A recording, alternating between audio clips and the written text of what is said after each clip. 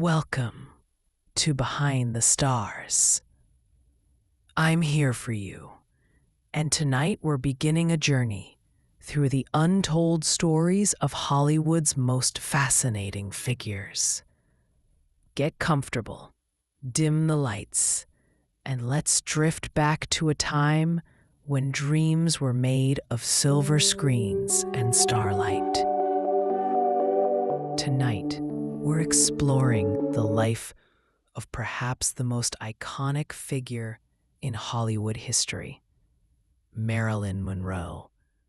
But we're not just talking about the platinum blonde bombshell the world knew and loved.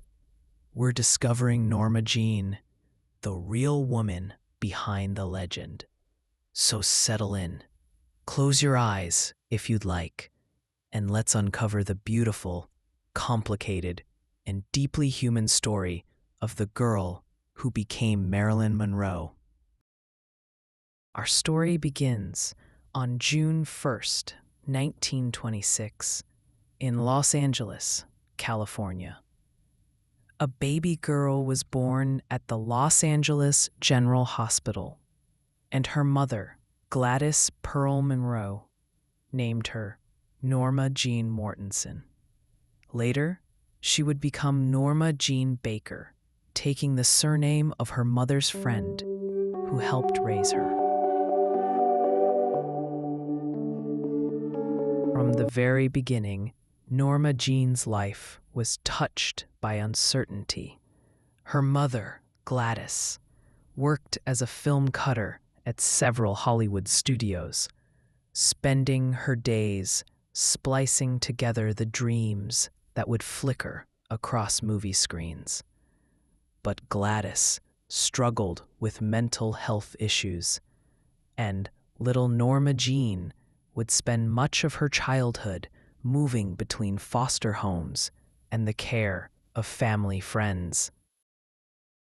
Imagine, if you will, a young girl with curly brown hair and bright blue eyes, clutching a small suitcase as she moved from one home to another. By the time she was 7, Norma Jean had lived in 12 different homes. Yet, even in this instability, there were moments of magic. One of her fondest memories was living with Grace McKee, her mother's best friend, who worked at the same film studio. Grace would take little Norma Jean to the movies, and it was there, in those dark theaters, that the girl first dreamed of the silver screen. Grace would whisper, "You're going to be a beautiful actress someday, just like Jean Harlow." But life had more challenges in store. When Norma Jean was 8, her mother was institutionalized, and the girl was placed in the Los Angeles Orphans' Home. She would later describe this as one of the most traumatic experiences of her young life, feeling abandoned and forgotten.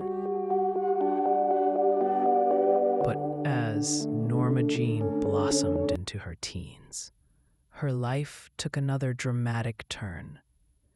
To avoid returning to the orphanage when her guardian could no longer care for her, 16-year-old Norma Jean married Jim Doherty, a 20-year-old neighbor and family friend, on June 19th, 1942.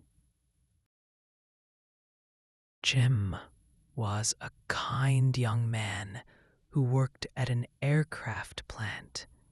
For a brief time, Norma Jean experienced something she had longed for all her life: stability.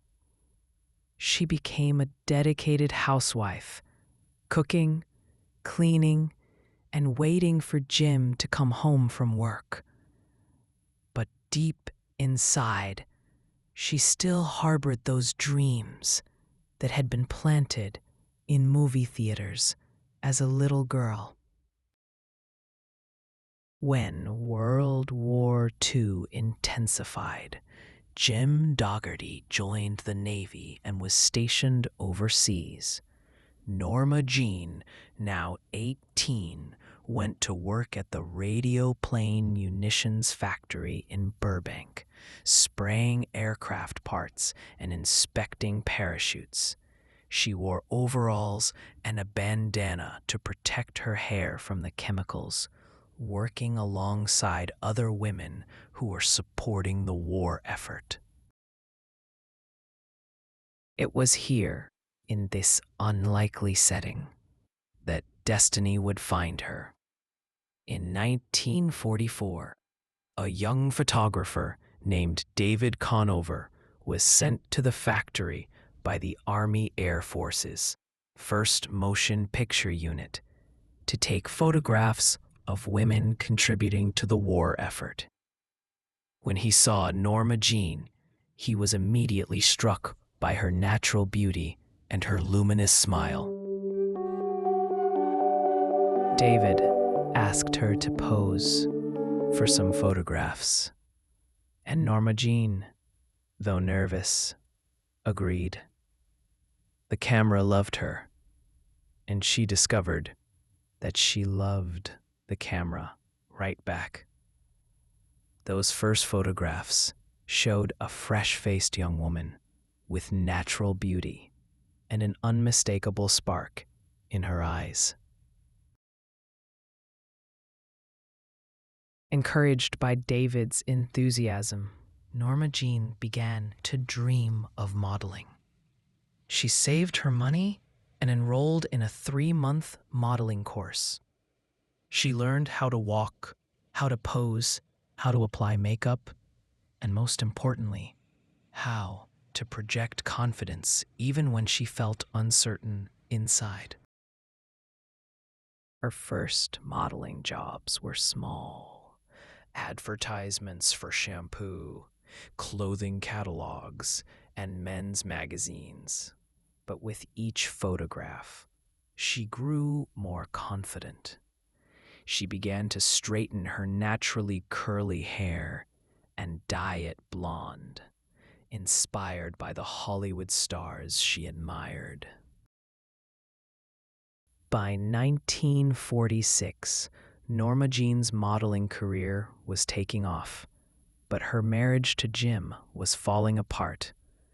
The young man who had married the quiet teenager couldn't understand the ambitious woman she was becoming. When Jim returned from overseas, he found a wife who had changed, who had tasted independence and wanted more from life. Her photographs caught the attention of Howard Hughes, and soon she was screen testing for movie studios. In 1946, she signed her first contract with 20th Century Fox for $125 a week. It was then that she chose her stage name, Marilyn, after the actress Marilyn Miller, and Monroe, after her mother's maiden name. Norma Jean Baker was becoming Marilyn Monroe, but it wasn't an overnight transformation. Her first years in Hollywood were filled with small roles, acting classes, and constant rejections. She studied at the Actors Studio, worked with drama coaches, and attended every premiere and party she could, networking and learning about the business. During this time, she lived in a small apartment and often struggled to pay rent. She would later remember eating nothing but carrots and peas for weeks, because that's all she could afford. But she never gave up. She had a fierce determination that surprised everyone who knew her. Her breakthrough came in 1950 with small but memorable roles in The Asphalt Jungle and All About Eve. Suddenly, audiences were asking, "Who is that blonde girl?" She had a quality that was impossible to ignore, a combination of innocence and sensuality that was uniquely her own. By 1952, she was starring in Gentlemen Prefer Blondes, and the transformation was complete. Marilyn Monroe had become a household name, a symbol of beauty and glamour that captivated the world. But behind the platinum hair and red lips, Norma Jean was still there. Still the little girl who had dreamed of stardom in those dark movie theaters. As Marilyn's fame grew, so did the complexity of her personal life. She was now one of the most photographed women in the world, but she often felt profoundly lonely. The little girl who had moved from home to home was now moving from relationship to relationship, searching for the love and stability she had never really known. In 1954, she married baseball legend Joe DiMaggio in a small ceremony in San Francisco.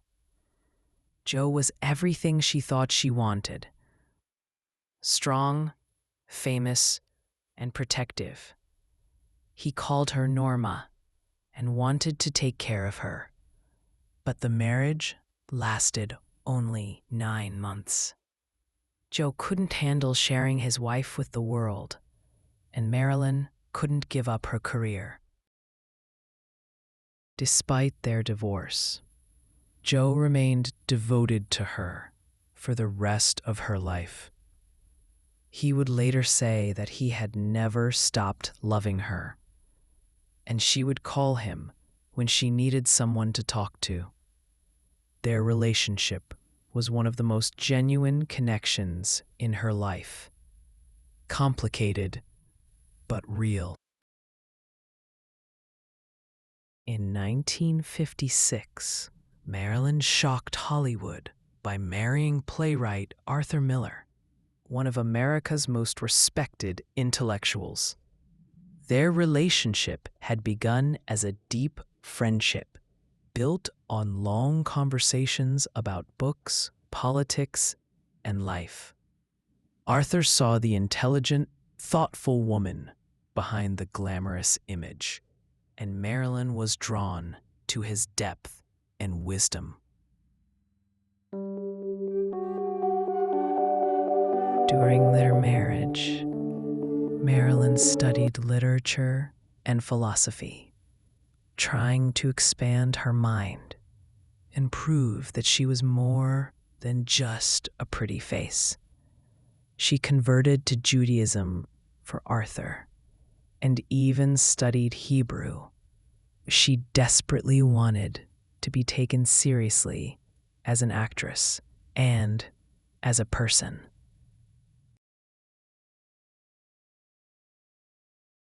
But the pressures of fame and the demands of being Marilyn Monroe were taking their toll.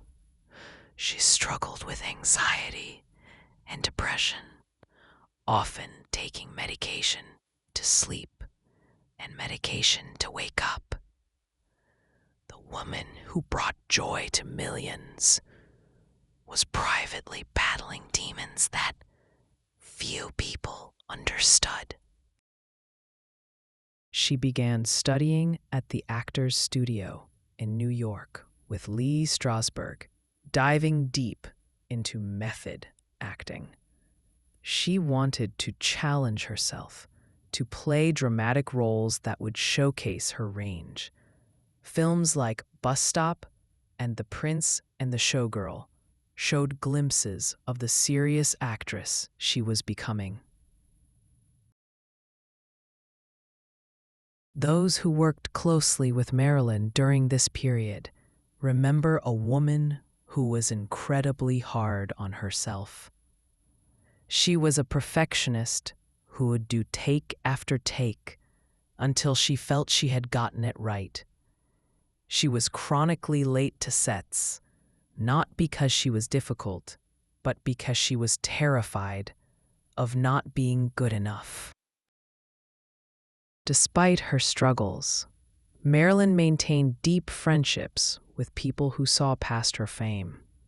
She was loyal to those who had been kind to her when she was unknown, sending money to former foster families and staying in touch with people from her past.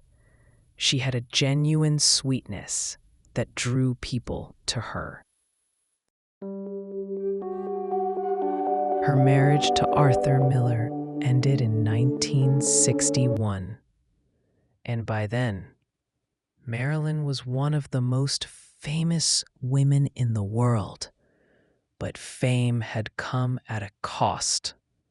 She once said, "I'm seldom happy, but I can experience joy." And those words reveal the complex inner life of a woman who gave the world so much pleasure while struggling to find peace herself.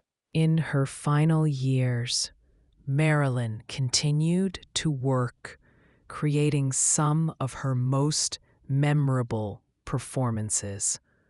Her rendition of Happy Birthday to President Kennedy in 1962 became legendary, but those who knew her could see that she was struggling more than ever. She spoke often about wanting to have children, about finding true love, about being remembered as more than just a sex symbol. She had plans for the future, scripts she wanted to develop, causes she wanted to support, a production company she wanted to start. Those who knew Norma Jean before she became Marilyn Monroe remember a girl who was resilient, hopeful, and determined to create something beautiful from a difficult beginning. She once said, "I believe that everything happens for a reason. People change so that you can learn to let go. Things go wrong so that you appreciate them when they're right." And so, as we drift toward sleep tonight, we remember not just Marilyn Monroe, the icon, but Norma Jean, the woman. A little girl who dreamed of stardom and made those dreams come true, but who never forgot the loneliness that had shaped her. She left us too soon at just 36 years old, but her legacy lives on. She showed the world that vulnerability could be a kind of strength, that beauty could be paired with intelligence, and that even the most famous among us are searching for the same things we all want: love, acceptance, and the chance to be truly seen. Marilyn Monroe once said, "Keep smiling because life is a beautiful thing, and there's so much to smile about." In her brief time on Earth, she gave the world countless reasons to smile, and her spirit continues to inspire dreamers everywhere. Thank you for joining me tonight on Behind the Stars. Next time, we'll explore the fascinating life of Charlie Chaplin, from poverty to worldwide known comic actor. Until then, sleep well, dream beautifully, and remember, even the brightest stars began as someone's wish upon the night sky. Sweet dreams.